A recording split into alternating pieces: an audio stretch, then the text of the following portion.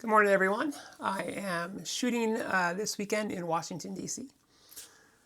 Not going to lie, I'm very excited about this one. Once again, it's Team USA, women's rugby. And, just getting started with this. Don't have the best ideal setup yet, but so forgive my head being cut off. And yeah, it's what it is. Either way, today is going to go with what's my bag to shoot professional rugby. We're shooting Team USA women's versus Fiji. These are the World Cup teams that are competing against each other. I don't think it's officially World Cup yet. It's just kind of like a test match, I think, beforehand. And then the men, it's Team USA versus England, and that one's going to bring it. Shooting at Audi Field in Washington, D.C. So I'm about to catch a flight to take off to there, and I'm just going to walk you through what I'm shooting with. Evolved quite a bit since the last time I shot this. So in my bag, first and foremost, the thing that I'm going to be paying for the next 5 years probably. No, that's a lie. I got a great deal on it. It was used. Is G Master 400 2.8. In my opinion, an absolute necessity in field sports. I tried to get away with the 300 for a long time with a converter, and there's just no comparison. It's just it's what you need to shoot long field sports. So the 400 2.8 Sony is coming. And then for this particular field, I'm shooting behind the boards. Some rugby matches I can really get on like the try line and like really be right next to the field. And in those situations, I would bring my 50 to 150 to cover that. But this one I'm going to be behind the boards. It's going to be a little bit further away, and I'm going to want a little bit more reach. So I am bringing my G Master 2 70 to 200. I have the alpha wraps on these. They're a pain in the ass to put on, but once they're on, they're real. I'm not gonna say lifesavers, not saving anyone's life, but they definitely help protect the lens. Like definitely keeps like scratches and shit from forming on them. Oh, I probably shouldn't have sworn. Oh well, sorry YouTube. I'm new at this. Once again, so I had been shooting with an A7R5, which is just it's a glorious. It's a beautiful camera. It is a great camera, super high resolution. I can crop in. It's a fantastic camera. But as I've been getting better at this, as I've been shooting more, I've been realizing how much the slower shutter read speeds affect the images.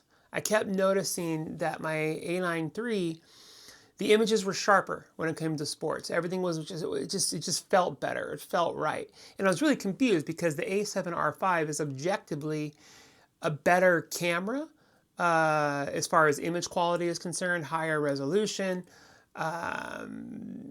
more stops of dynamic range. It shoots beautiful photos. And so I was really kind of confused about that. And then when I realized it's a slow sensor. And so when you're shooting fast-moving sports, balls, things like that, it's just not going to be as effective. So, like I said, so A9 III, kind of hard to tell them apart now, what I'm going to show you. A9 III is coming with me. I've absolutely loved this camera. I rarely, if ever, if never, shoot at 120 frames per second. I feel like that's its party trick. I will bump up to 60 though, and that's been absolutely fantastic for me. So bring in the A9 III. After so long waiting, the A1 II. I got this because the A7R5 really couldn't keep up for sports. But I wanted that higher resolution. I want that ability at the other end of the field. Even with the 400, the 400 is not going to fill a frame on the other end of the field. But with the 50 megapixels on this, I feel pretty comfortable that I'll be able to crop in using the 400 a little bit more, a little bit tighter. When I crop in on the A9 III, when that's on the 400 at the other end of the field, you notice it. It's fine for Instagram or social media, but you notice it when you start looking at bigger things. So the A1 II, super excited to be shooting with that. Now I am also bringing 30 frames per second. Man, I wish it could go 40. I'm not going to lie. That would have been nice, but A12. Rain gear. Thunderstorms potentially. Washington, D.C. It's super hot. It's summer. It's wet. So covers for the lenses absolutely necessary. Good blower. Don't leave home without it. Batteries. Lots of batteries. Lots of batteries. I've got these new Think Take battery holders. They're cool. I mean, they hold the batteries. It's not a bad spot to be. And teleconverter, 1.4. 2 is just too many stops for me for this one. No, I don't need to get to 800. 800. Ooh, I'm doing this in reverse. I don't need to get to 800. And I'm probably not going to put this on the 400. This will probably go on the 70 to 200.